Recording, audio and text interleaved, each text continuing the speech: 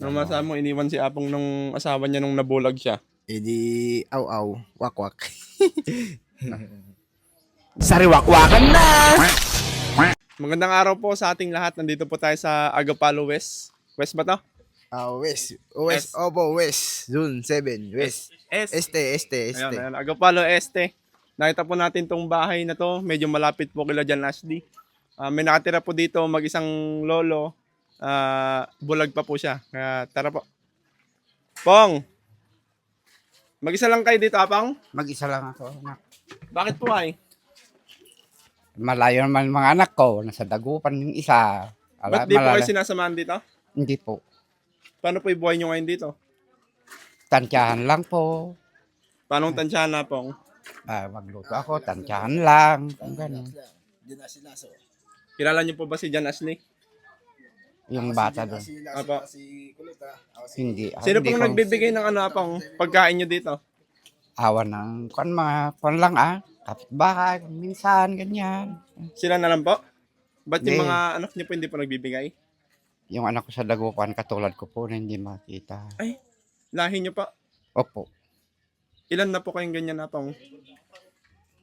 Yung kapatid ko pa na isa, sa mga dingay. Trabaho lang po, tatang. Medyo laksan niya po. Sa mga dingay pa yung isa. Mga dingay pa? Bulag din pa? Opo. Mahina na. Ano pong pangalan? JC Carbonil. Ilan taon na po kayong ganyan? 1982 pa. Matagal na po, no? Ang tagal na. Tapos nakapag-asawa pa po kayo? 1975, nag-opera na ako. Ganon. 1982, nag-ulit na ako. Pahina ng pahina. Wala na. Ganyan. Nung mahina na ako ng kwan, hindi na makatrabaho, lumayas na yung misis ko. Iniwan na po kayo? Oo. Grabe, guys. Hindi daw naman si ako nagreklamo, siguro pagod na ako. Apang. Kakaalaga po sa inyo. Oo. Dito nga. Ano masabi mo, iniwan si Apong nung asawa niya nung nabulag siya? Eh di, aw-aw, wak-wak. Ganon ang buhay ko. Apo. Tansyahan lang, nagluluto ako. Tansyahan lang, ganyan. May CR ka dito, Apang? May ano ko dito sa Kabila po. pamangkin ko. Yung mga pamangkin ko dito. Buti gusto naman po nila, no? Mabait naman po. Mabait yung mga pamangkin ko. Pero nakapag-abroad na yung babae. Yung pamangkin ko dito, kailan lang. Kaya yung halos manugang ko lang. Yung dyan na asawa niya. Ganyan. Di wala pong naglilinis dito, Apong, sa inyo. Panaakan, tinantansyahan ko na ganyan na winawalis ko lang naman. Laksan, Ganyan. tatang. Oo. Ganyan. Nabutan po kasi namin kayo kanapong kumakain po kayo. Ano po ba yung Oo. ulam nyo? Kamatis sa sibuyas lang. Halos may... Kwan po kasi ang tanim nyo dito, di ba? Sibuyas. Sibuyas ang mga Di araw-araw tanim. pong sibuyas dito. Ganyan ang tanim mga kapitbahay, mga pinsan ko, ganyan. Wala ka ng bigas siguro, Apong. Meron naman, kunti, ganyan. Kunti na lang po. Oo. Bigyan po kita ng Apong, ha? Pambili mo ng kahit paano pagkain nyo po.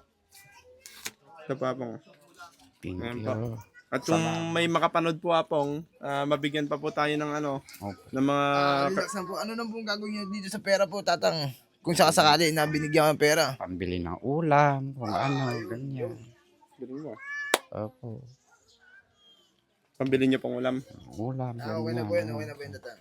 Pag may nakapanood, Apong, ibibigay din po namin sa inyo pag may mga sponsor na magbibigay po, Apong. Opo. Para po may makain po kayo dito. Kasi nakakalungkot naman, Apong, mag-isa nyo lang po dito. Mag-iisa talaga po. Tapos medyo may edad na din po kayo.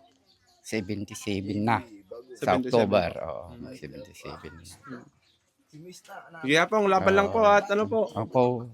Salamat. Apong. Sige po. Thank you so much po. God bless po. Thank you. Thank you. Thank you po. Sige po, tatang.